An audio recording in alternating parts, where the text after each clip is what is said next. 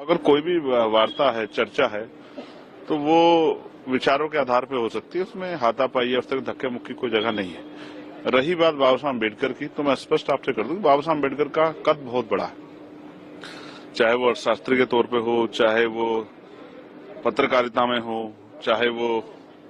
संविधान के ज्ञाता के रूप में हो, चाहे महिलाओं के मुक्तिदाता के रूप में हो, चाहे कमजोर हक वंचित समाज के लोगों को मुख्य धारा में लाने के लिए हो, और चाहे मैं ये कहूंगा समर्पण में जो त्याग बलिदान, अपने 4-4 बच्चों का बलिदान दिया उन्होंने, उनकी तरफ भी नहीं देखा इस देश को आगे बढ़ाने के लिए, हक वंचित समाज महिलाओं को मुख्य धारा में लाने के लिए। तो ये अच्छी बात है कि बाबा साहब का कद इतना बड़ा कि आज पक्ष और विपक्ष सबको बाबा साहब की बात करनी पड़ रही है। लेकिन मैं फिर स्पष्ट करूंगा कि बाबा साहब का अपमान इस बात से भी होता है जब आप सरकारी इंस्टीट्यूशन का निजीकरण करते हैं, जब आप उनके सपनों को कुचलने का काम करते हैं, जब आप वन नेशन वन इलेक्शन का बिल लेके आते हैं और संघीय ढांचे पे चोट करते हैं, जब राज्यों की शक्ति को कम करते हैं, जब आप तानाशाही की तरफ बढ़ते हैं, ये भी बाबा साहब का अपमान है। जब आप हक वंचित समाज के रास्ते रोकते हैं, ये भी बाबा साहब का अपमान है। और मैं सभी पार्टी को कहूंगा कि वो बाबा साहब के नाम पर राजनीति करते अच्छी बात है, लेकिन